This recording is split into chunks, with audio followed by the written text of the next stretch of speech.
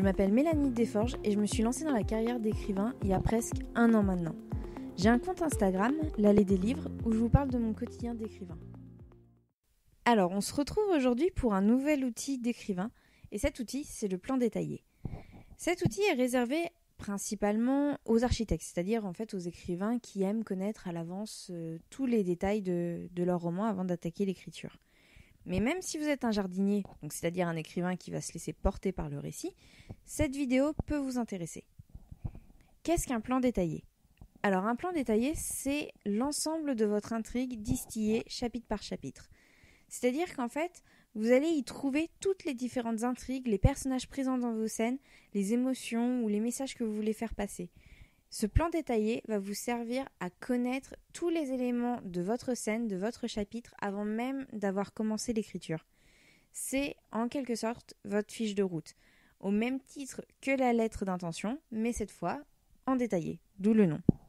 Il se différencie en fait de la lettre d'intention parce que ici on va vraiment rentrer dans le détail, alors que dans la lettre d'intention, si vous vous souvenez, on restait sur du général. On n'allait pas voir tous les petits points, on n'allait pas voir chapitre par chapitre. Donc si jamais vous n'avez pas vu ma vidéo sur la lettre d'intention, je vous la mets dans la barre d'infos.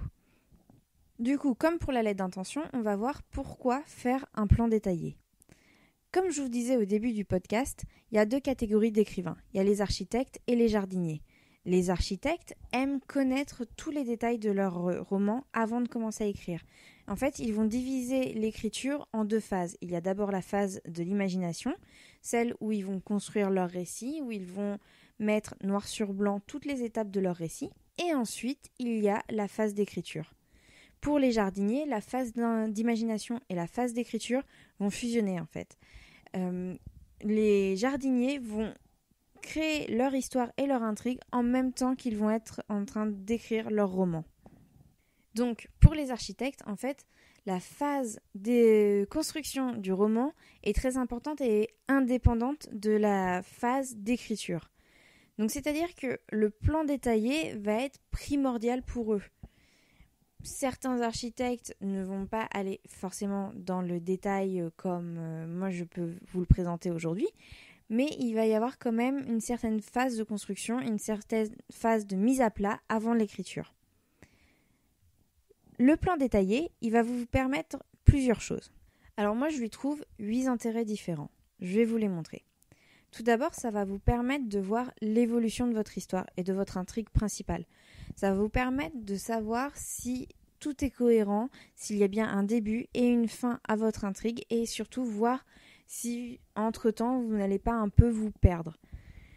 J'ai ce problème-là, et c'est pour ça que moi je fais partie des architectes, c'est si je ne fais pas ce plan détaillé, j'ai tendance un peu à oublier où je veux mener le lecteur et me perdre dans les bas-fonds de mon imaginaire. Je vais l'utiliser aussi en fait pour les intrigues secondaires, parce que comme on l'a pu le voir avec la lettre d'intention ou les fiches personnages, les intrigues secondaires ont elles aussi un début et une fin, et elles doivent s'étaler tout au long de votre récit.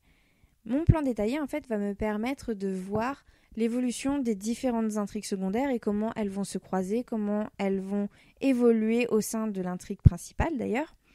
Parce que, après, bien entendu, chacun voit comme il veut, mais pour moi, il ne faut pas qu'il y ait les 3 premiers chapitres sur une intrigue principale et une intrigue secondaire, les 3 chapitres suivants sur une nouvelle intrigue secondaire, non, c'est pas comme ça que ça se passe.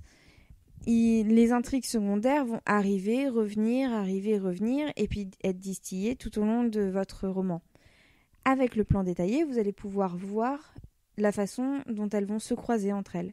Il va vous permettre également en fait de connaître les chapitres les plus importants, c'est-à-dire par exemple les chapitres où vous allez introduire un nouveau personnage, un personnage important, qu'il va y avoir une rencontre, qu'importe.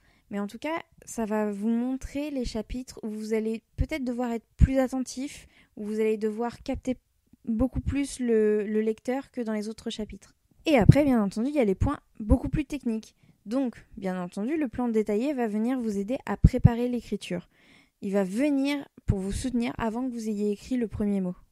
Il va vous aider aussi, en fait, à organiser votre processus d'écriture et à faire un planning. Alors ça peut être un bon point pour certains et pour d'autres, vous en fichez complètement. Moi, personnellement, j'aime bien, avant même de commencer mon écriture, savoir à peu près combien de temps il va me falloir pour écrire, quelle est l'évolution normale que je devrais avoir dans mon roman. Et du coup, faire un plan détaillé, ça me permet de savoir, par exemple, je me dis que je vais écrire 2 chapitres par jour, j'ai tant de chapitres, donc du coup, je sais que je devrais avoir fini dans tant de semaines ou tant de jours. Il va vous permettre aussi de voir en fait votre évolution pendant l'écriture, de savoir où vous en êtes dans votre récit, si vous en êtes au milieu ou à la fin. Et ça, en soi, même si vous avez l'impression que ça vous rapporte rien, psychologiquement, ça peut vraiment vous aider dans les moments où vous avez du mal à écrire, de voir qu'en fait vous avez déjà avancé, vous avez déjà fait tout ça et il vous reste plus que 10 chapitres à faire, 15 chapitres à faire. Bref, en fait, ce plan détaillé, pour moi, c'est vraiment un support psychologique dans les moments où j'ai vraiment du mal et je n'ai plus envie d'écrire, on va dire. Ensuite, ce plan détaillé, en fait, il vient différencier la phase d'imagination et la phase d'écriture. Comme je vous le disais, pour les architectes, ces 2 phases sont distinctes. Pourquoi c'est important de les différencier ? Eh bien, pour ma part, je vais parler de mon expérience. J'ai du mal, en fait, à être dans l'imaginaire et en même temps dans l'écriture. Pour moi, créer mon intrigue et développer vraiment le récit, mettre des mots sur mes actions, ce sont 2 choses totalement différentes. Et j'ai 2 phases de concentration totalement différentes pour ces deux réalisations. Et c'est pour ça que j'ai besoin de les différencier et de faire l'une après l'autre. Je ne vais pas du tout être dans le même état d'esprit quand je vais essayer de créer mon roman, que je vais voir mes personnages évoluer dans ma tête et que je vais essayer de m'y attacher, de développer l'histoire. Et alors par contre, le moment où je vais vraiment leur donner vie et le mettre sur papier, c'est totalement différent pour moi. Et j'ai vraiment ce besoin de distinguer les 2. Si je devais imaginer et écrire en même temps, j'aurais beaucoup de mal. J'ai déjà essayé et c'est pas fait pour moi, très honnêtement. Certains y arrivent très bien, certains ne travaillent même que comme ça et font des romans qui sont magnifiques et qui sont incroyables, mais pas moi. Moi, je peux pas. Et pour finir, du coup, le plan détaillé va vous permettre de connaître les recherches à faire avant de commencer à écrire. Parce que vous avez écrit votre intrigue, vous voyez à peu près les grands éléments, les grandes lignes, et puis du coup, vous voyez tous les éléments pour lesquels vous n'avez pas forcément les connaissances qu'il faut et qu'il va falloir retravailler avant de commencer l'écriture. Et là, je fais un très très grand warning. Écrire un plan détaillé ne veut pas dire qu'il faut le suivre à la lettre. Alors c'est exactement comme la lettre d'intention, vous pouvez le modifier au fur et à mesure. L'important en fait, ça va être de justifier chacun des changements que vous allez faire. C'est une fiche de route, mais en aucun cas, ça doit être des menottes que vous mettez et voilà, vous avez décidé que c'était telle intrigue et on ne change plus maintenant, c'est fini. En aucun cas. Ça doit être quelque chose qui doit vous libérer et vous aider lors de l'écriture, ça doit pas du tout être quelque chose qui vous freine. Du coup, quelle est ma méthode ? Je vous en ai déjà parlé dans des podcasts précédents. Je divise toujours mes romans en 3 parties. Alors, ces 3 parties, c'est le classique, le début, le milieu, la fin, donc le commencement, le développement et le dénouement. Ensuite, une fois que j'ai ces 3 parties-là, je vais noter un résumé rapide de chacune de ces parties. C'est en fait mon premier plan détaillé, on va dire. Ensuite, je note sur une feuille toutes les actions que j'imagine pour mon roman. Et là, ça va être du tout et du n'importe quoi. Je ne cherche pas à avoir un ordre logique, à essayer de l'inscrire dans une intrigue, dans une continuité. Je vois mes personnages et je me dis qu'est-ce que j'aimerais que mes personnages vivent dans mon roman. Donc autant vous dire qu'il y a 36 000 idées qui se mettent sur une feuille et que j'en utilise peut-être que 10 parmi ces 36 000 idées.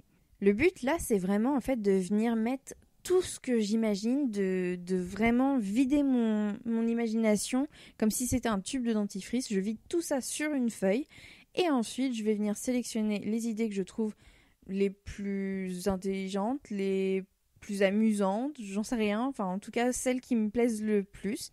Et je vais venir noter à côté partie 1, partie 2 ou partie 3.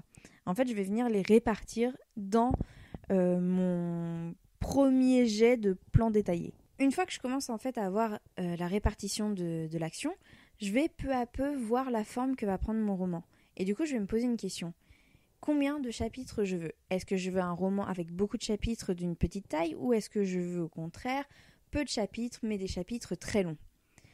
Du coup, une fois que je me suis décidée du nombre à peu près, qu'on soit d'accord, on n'est pas à un chapitre près, mais quand je vais à peu près voir le nombre de chapitres que je veux, je vais l'inscrire et je vais noter ça sur mes parties. Et c'est là en fait que je vais commencer à avoir mon vrai plan détaillé.